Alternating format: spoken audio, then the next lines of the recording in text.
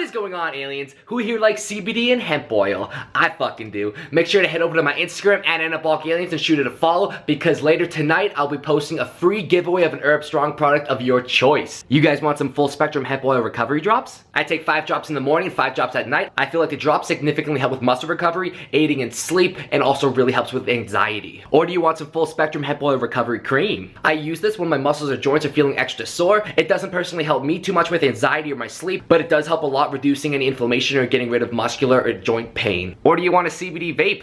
Much more of a convenience thing in my opinion. It's just nice to have it right after the gym. The drops and the cream I keep at home. This you can just take with you on the go. And also, if a giveaway isn't your thing or you don't have an Instagram, you can click the link in the first pinned comment or the description to go right over to Herb Strong and use my code ALIEN10 for 10% off your order. Herb Strong is one of my partners. I take their supplements every day. I'm a huge supporter of CBD and hemp oil. I even have my mom using the hemp oil cream for arthritis, and it's helping a shit ton with her fingers. So I really do recommend these products. One more time, the free giveaway is going to be held on my Instagram at Anabolic Aliens. Head over there and shoot me a follow. I have over 400,000 aliens on YouTube. Let's invade Instagram too. Like old times.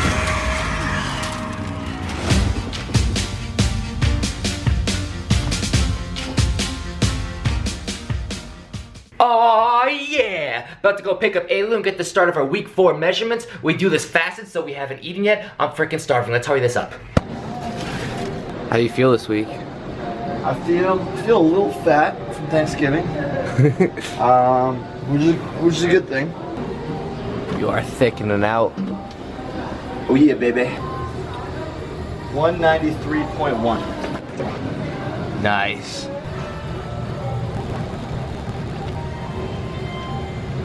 All right. Money. All right. Let's see if Thanksgiving got to Mike. Doesn't look like it did. Stayed good. Wow. 197.3. Oh, I can't wait until we cross.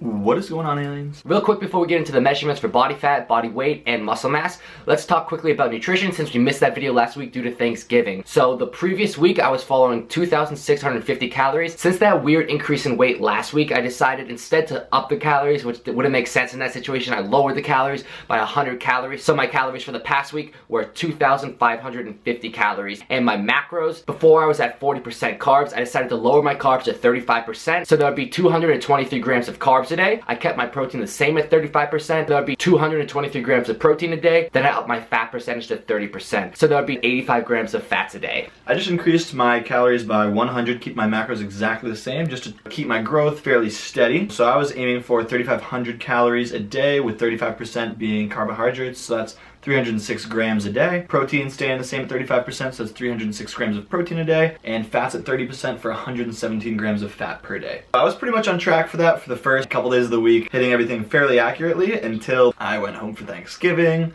And we were having Thanksgiving in my house this year, so there was a lot of food around. Things got pretty out of hand. I don't have a food scale at home or anything like that, so I wasn't able to really accurately measure out exactly what was in my Thanksgiving meals in terms of macros. I estimated around 4,000 calories on Thanksgiving, and then we had another family Thanksgiving, around 4,000 calories that day too, so the bulk was pretty strong this week. Holidays are like a bulking man's best friend. For me, I was actually really good despite having a holiday. Before the holiday, I was perfect with my calories and macros, and then come the holiday time, I was still good actually with my calories, but my macros weren't perfect. I had a little too many desserts, and I did drink some, but I logged everything and I was still within my caloric goal, so I was actually really happy with that. And then I got right back on track right after Thanksgiving, so I really had no issue about staying on track. I'm motivated as hell, guys, so it wasn't really much of a problem for me to not eat like crazy on Thanksgiving. You're probably thinking, this kid drank on a cut.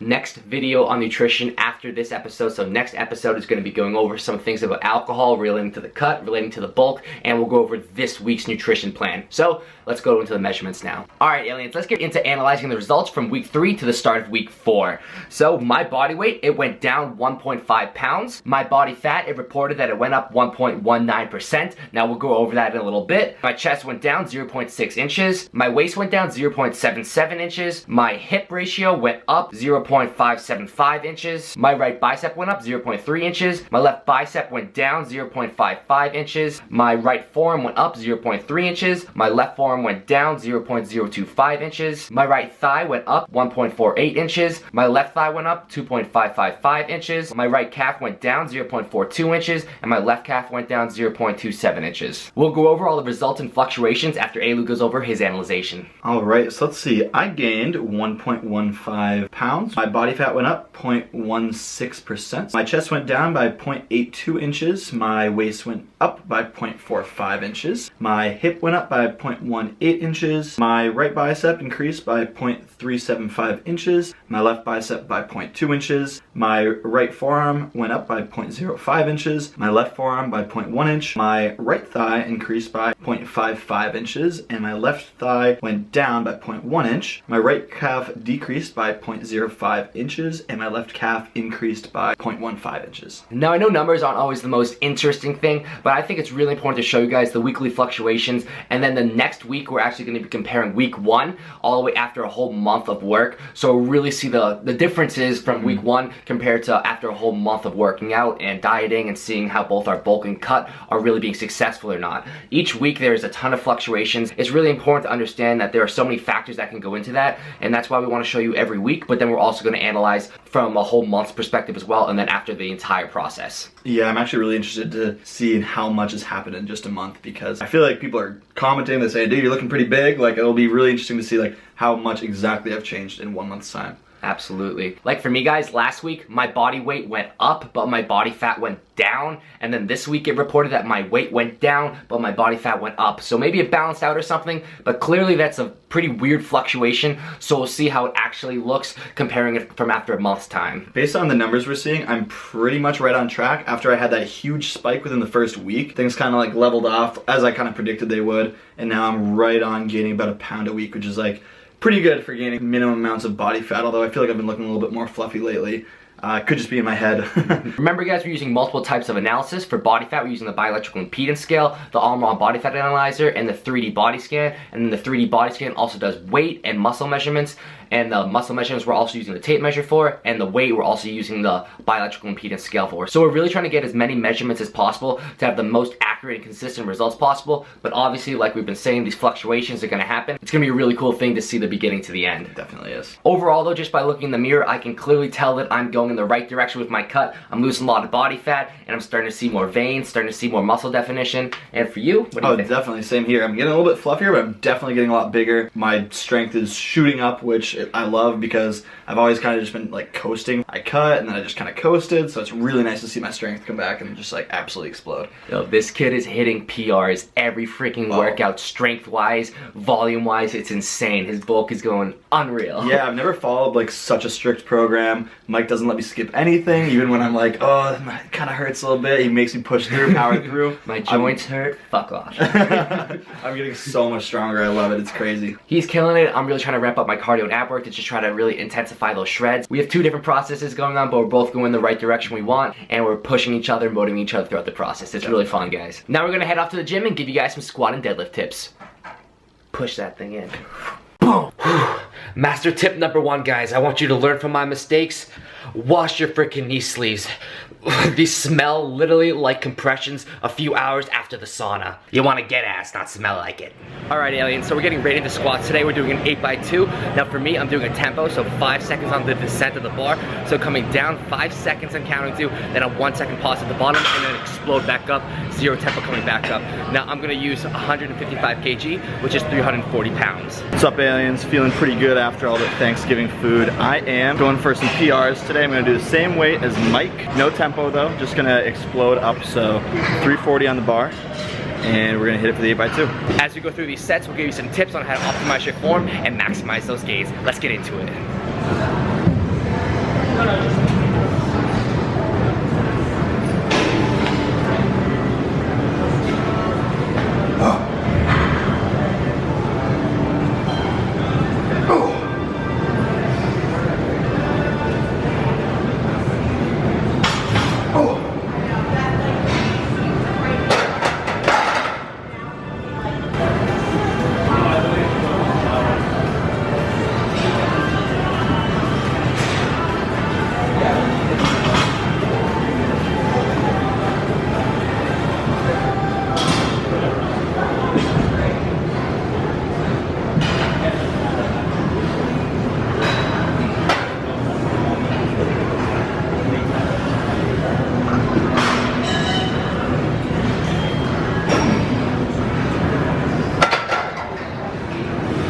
So tip number one, guys, is significantly helping with my tightness, maintaining my tightness on the squat, and it's about breathing and embracing the core.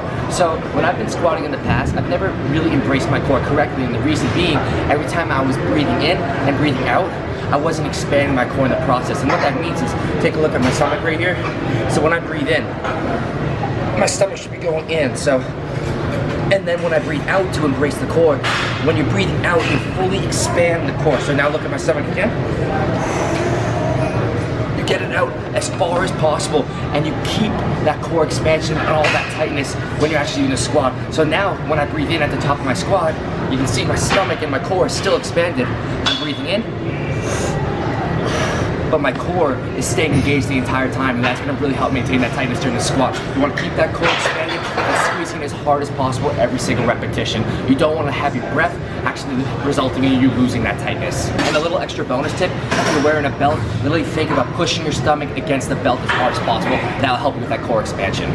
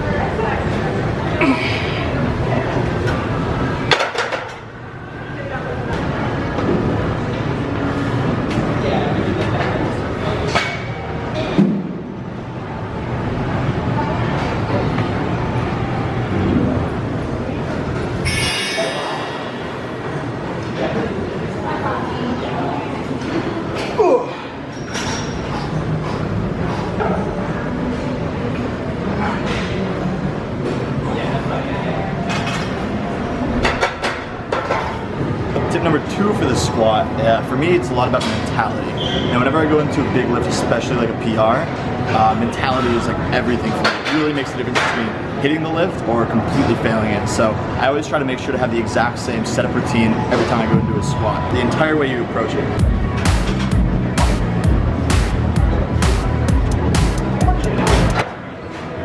Make sure to do everything the exact same, including breathing, every time I go to do my squat to make sure I'm in the same mental state and focus for the lift. Also, you really just want to establish a pattern so your CNS is ready for that big lift.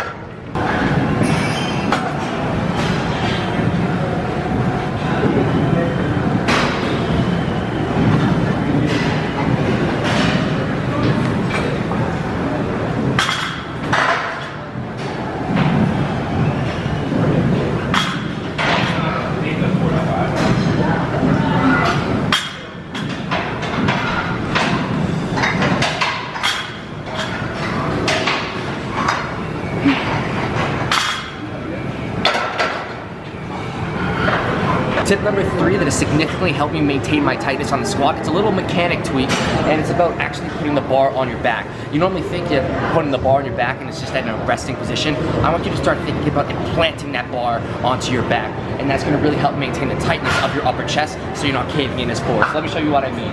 See, now I'm under the squat, I want you to push the elbows back and then push the bar down. Instead of just resting it and lifting it up, you have no tightness when you're just trying to rest the bar. So back and come down, and then you have a ton of tightness on that bar, and that significantly helps you from that chest caving over.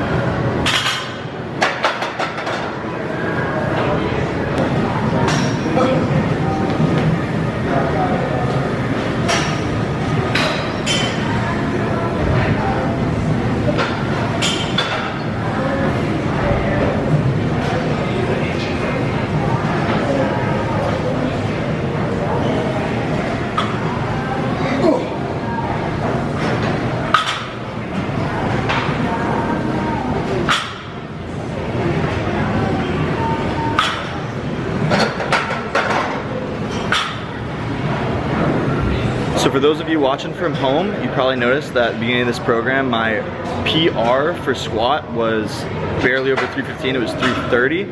And today I just hit 340 for an 8x2. So squat is absolutely flying up. Huge thanks to Mike for never letting me skip leg day. Friends never let friends skip leg day. Shout out my boy. No limits, aliens.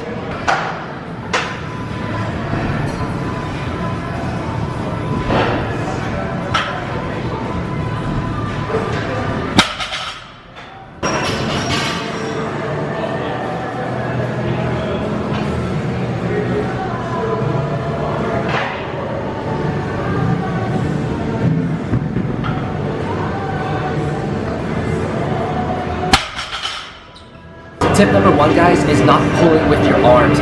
I used to do this all the time, and I think grip it and rip it, you want to yank the bar off the ground, something like this. So basically you just come to the ground and then pull like that, really aggressively pull. But instead what I've been doing lately is coming back, pulling the slack out, and then focusing on pushing through the ground with my feet. So a lot of pressure is actually in my feet, and it's taking a lot of pressure off my arms and my upper back, and it's putting a lot more tension into my glutes, my hips, and my lower back, which is what you want to feel when doing the deadlift, and it's making it move a lot faster and smoother.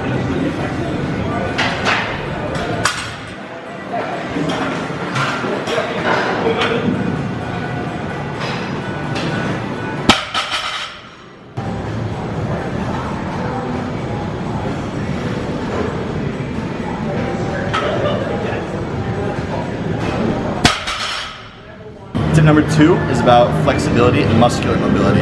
So back when I first started deadlifting, I was so inflexible, I wasn't even able to get down low enough into the position to actually sit backwards in the deadlift.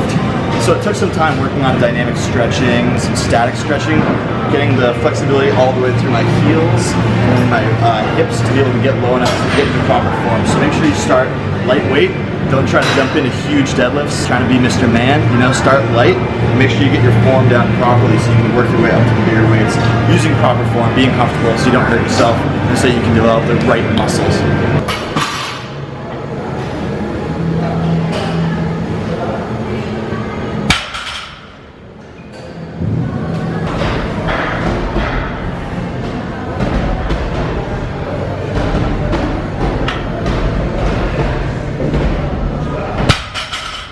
So tip number 3 is going to go along with tip number 1 that I mentioned before, and it's about patience coming off the floor. Instead of trying to rush the movement and you end up falling forward and just try to muscle a weight up, deadlifts are much more about mechanics. So if you can get yourself the strongest mechanical advantage before you can begin the lift itself is the easy part. It's getting into that positioning that's going to make you as strong as possible. That's the hard part. So keep that positioning from the very beginning, and then the lift is just like that.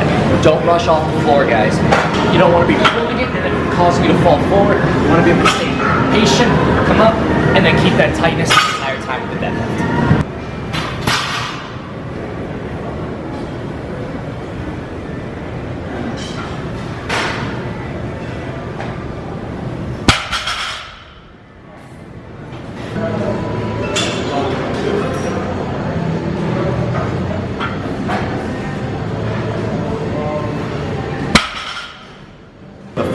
tip today is switching it up.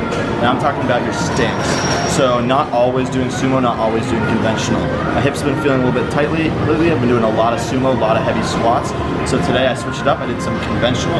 Feels really good. It does a lot more lower back while the sumo does a lot more leg engagement. So it's good to mix it up every once in a while so you can work on both aspects of the deadlift. Yo aliens, real talk, I just want to be honest and say I fucking love you guys. The response to my masterclass has absolutely blown me away. I am so thankful for all you supporting me, and I'm so beyond happy I'm able to help you guys. You really don't understand how much all of you motivate me every single day to get better and better. I'm not just a content creator, and you guys aren't just people watching me. We're a freaking invasion. We're chasing our goals together. We're gonna get after it, have no limits, and push each other, push all of us to that next level, because we are gonna get there, and I can promise you that we will do it together. Thank you all for the support and spreading the Anabolic word. I hope you're really enjoying my free masterclass. And also, like always, there's things going on behind the scene. A lot of work is being done with my workout app Exercise, and you can expect new exercises soon. Make sure to smash that thumbs up button for me and click that notification bell right next to subscribe so you never miss a new video upload from me. I'm uploading multiple videos a week. Wherever you are in the world, I really hope I get to meet you one day.